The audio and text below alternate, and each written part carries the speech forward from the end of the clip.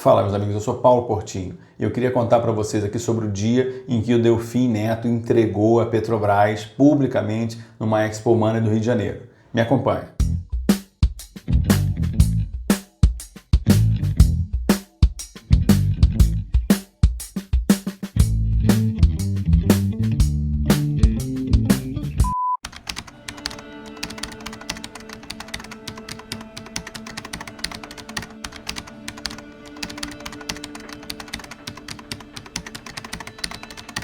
Fala pessoal, isso era 2007. Estava rolando uma Expo Money RJ. A gente estava lá como Instituto Nacional de Investidores com uma banquinha para vender o nosso peixe.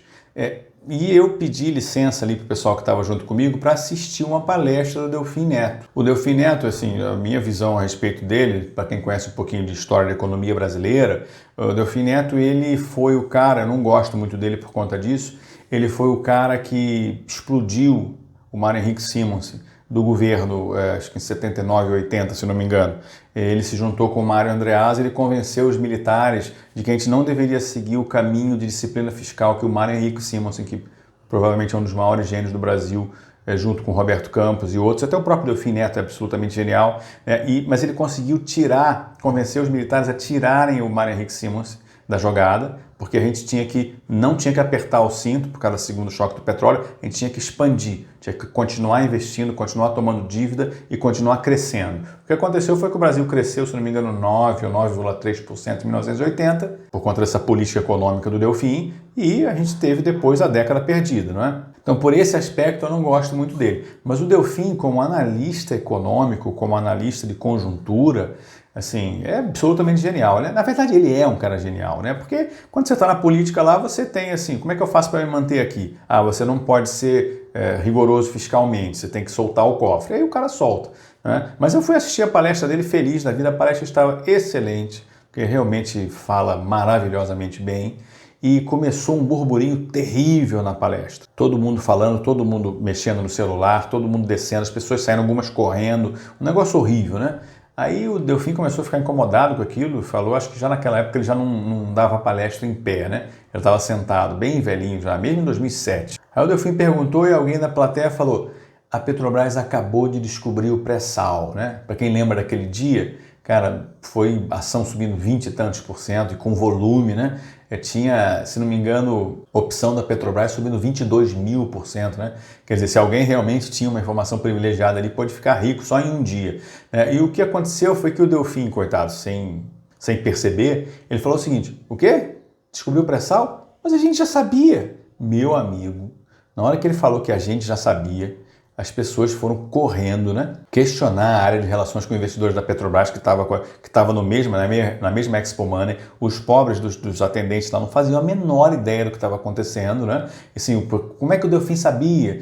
Podia ter alguma relação com o governo e tal. As pessoas ficam extremamente ofendidas quando tem um fato relevante, tão relevante como esse, que algum grupo de pessoas saiba, são uma das principais funções da CVM, né, e do mercado, evitar que essas coisas aconteçam. Então as pessoas ficaram muito, muito aborrecidas, achando que eventualmente algumas pessoas soubessem de antemão dessa situação e que tenham eventualmente operado. Não estou dizendo que isso tenha acontecido. O que eu lembro é que depois, assim, essa foi a explicação que eu recebi, tá? Eu nem sei se é verdadeira. É que o Delfim estava se referindo a estudos que eles já tinham conhecimento, sei lá, desde a década de 80, né? Se é verdade ou não, eu realmente não sei. Eu sei que ele se saiu dessa, assim, é melhor que seja essa explicação do que ele realmente, efetivamente sabia da informação antes do mercado, né?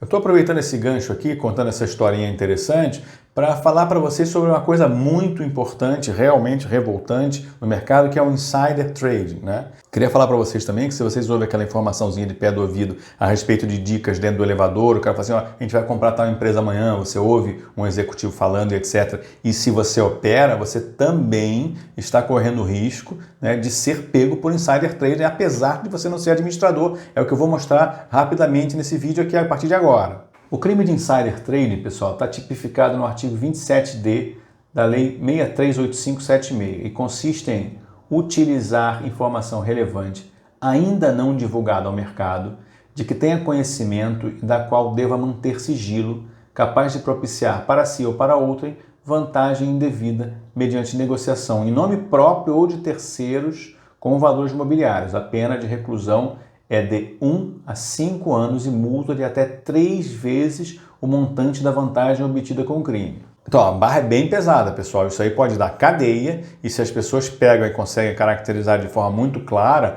se você teve um ganho de 100 mil, é capaz de você ter que devolver 300 mil reais. Tá? E realmente tem que ser uma coisa muito barra pesada, porque como eu falei para vocês, lembra da historinha do Delfim?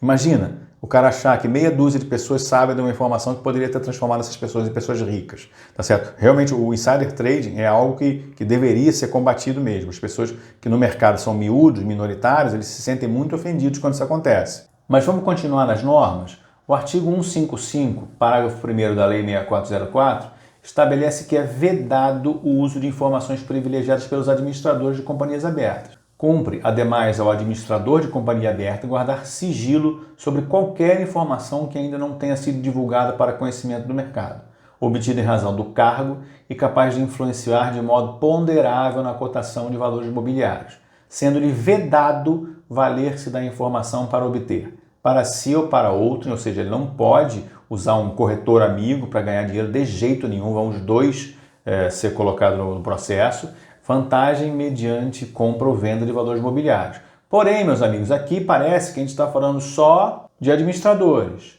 né? Só que o artigo 155, parágrafo 4º, por sua vez, estabelece que o uso indevido de informações privilegiadas também é vedado a qualquer pessoa que tenha acesso à informação relevante. Cara, é importante colocar aqui, cara, que informação relevante não é palpitada, tá? Informação relevante é quando você ouve realmente alguma coisa de uma pessoa que pode ter tido acesso àquela operação que deveria ter sido divulgada e você opera em cima disso. Então, olha só o que o parágrafo 4º diz. É vedada a utilização de informação relevante ainda não divulgada por qualquer pessoa que a ela tenha tido acesso com a finalidade de auferir vantagem para si ou para outro.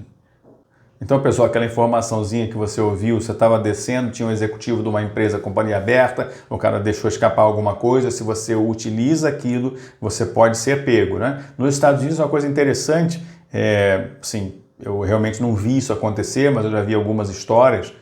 Quando você, por exemplo, nunca operou absolutamente nada e você opera num caminho muito vitorioso, às vezes a bolsa de lá e a CVM de lá bloqueiam essa operação até você provar que você não utilizou informação privilegiada. Mas você deve estar perguntando, pô, não é muito over, assim, eu estou lá tomando um café e alguém conta uma coisa no meu ouvido, não é muito over que eu utilize essa informação e seja punido pela CVM, punido pela lei brasileira, punido pelo Ministério Público, etc. Na verdade, se você olhar os dispositivos do Código Civil brasileiro, eles podem ser utilizados para mostrar para você que você não deveria ter feito, nem do ponto de vista legal, nem do ponto de vista moral, o uso da informação privilegiada. Tá? Eu vou citar alguns artigos aqui para vocês entenderem como é que funciona isso. Esse texto aqui foi extraído do estudo de uma advogada, à época, né? Norma Parente, que depois foi diretora da CVM, explica bem a aplicabilidade do Código Civil ao crime de insider trading. Em nosso Código Civil, a despeito de não constar uma expressa definição de insider trading, 2 dispositivos contemplam a mecânica subjacente à figura do insider trading. Com efeito, o artigo 92, combinado com o artigo 94 e 159, ao protegerem direitos subjetivos e patrimoniais, indiscutivelmente são aplicados a casos de insider trading. Olha que coisa super interessante, pessoal. Olha, o artigo 92 diz o seguinte: os atos jurídicos são anuláveis por dolo quando este for sua causa. Nos atos bilaterais, o silêncio intencional de uma das partes a respeito de fato ou qualidade de que a outra parte haja ignorado constitui omissão dolosa, provando-se que sem ela não seria celebrado o contrato. E no artigo 159 temos: aquele que, por ação ou omissão voluntária, negligência ou imprudência, violar direito ou causar prejuízo a outrem, fica obrigado a reparar o dano. Entendemos aplicável o artigo 94 acima transcrito porque o ato de comprar e vender ações é um ato jurídico, um insider intencionalmente silencia a respeito de fato relevante da empresa, a parte prejudicada ignora este fato relevante, há omissão dolosa quando o insider trade intencionalmente omite o fato e a parte prejudicada não teria celebrado o contrato se soubesse dos fatos relevantes que a outra parte dolosamente omitiu. Quanto à aplicação da norma do artigo 159, entendemos de igual modo que o artigo poderá servir de fundamento para a parte prejudicada pleitear a indenização, porque no insider trading existe um fato lesivo voluntário doloso imputável ao agente por omissão. Existe a ocorrência de um dano de caráter patrimonial e há relação de causalidade entre o dano e o comportamento do agente. E agora, e aquele carro que você vendeu? Quer dizer, o Código Civil ele deixa muito claro que você deve agir com zelo, respeito e de forma transparente nos seus negócios, né? É óbvio que as pessoas, no caso do insider trading, a opção nunca é tentar identificar aquela pessoa que me enganou, né, vendendo, até porque você não sabe quem é aquela pessoa que te enganou, para conseguir a reparação, né? A reparação normalmente é feita num processo administrativo e etc. Mas só para mostrar para vocês qual é o fundamento, né, da gente entender que o uso do insider trading, mesmo para pessoas que não são da administração, pode configurar crime, configura crime, né, pelo artigo 155 e a fundamentação no nosso Código Civil, né? Mas eu sei que você ficou preocupado mesmo com aquele carro que você vendeu. Brincadeirinha. Valeu, pessoal.